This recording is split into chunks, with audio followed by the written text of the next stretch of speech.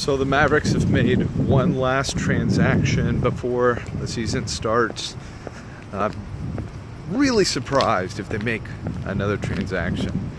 They traded Jonathan Motley for some money to the LA Clippers, and they got the rights, draft rights to some player who was drafted in 2008, which I didn't even know draft rights lasted that long. That's one of the weird things about the NBA is these draft rights to guys that they just, keep overseas and all of a sudden trade them 10 years later. It makes zero sense. Anyway, so Marty Lunin traded to the Mavericks basically straight up for Jonathan Motley. A little bit of cash coming the Mavericks' way. So Motley's gone, and part of the reason Motley's gone is because the Mavericks just weren't going to be able to keep him down at the D-League. Somebody was going to get him.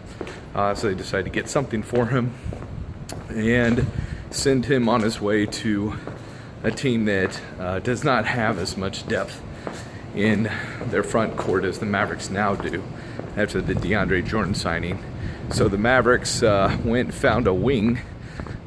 He played for the team last year in Vegas, Ding Yangyuan.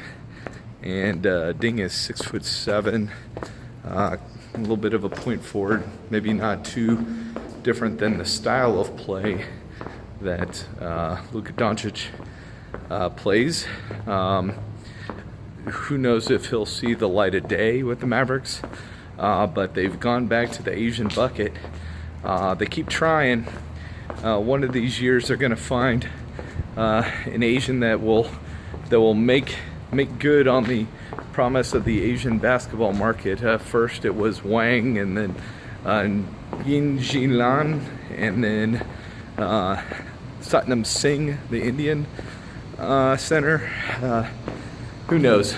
Maybe one of these days, one of these guys will be good. Now, this guy was a very good player in China. A very good player. He was the MVP of the league for 2 years in a row.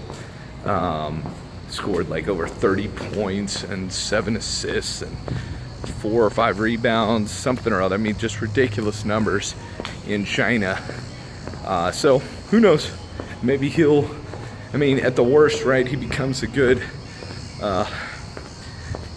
practice member of the squad that can handle the ball, can shoot a little bit, and can run the Mavs offense, which is extremely important to getting the second team and even the third team, right, the last guys on the bench, some work. So, who knows what that turns into. Obviously, as I announced at the USA Rugby tournament, the big Kawhi Leonard trade happened finally. Going to the Toronto Raptors from the San Antonio Spurs, with DeMar DeRozan coming back the other way. Danny Green was included in that trade. He'll be going to Toronto. Who knows? I think the biggest question will be, can they re-sign Kawhi Leonard after this year? Will they try and work out an extension with him during the season?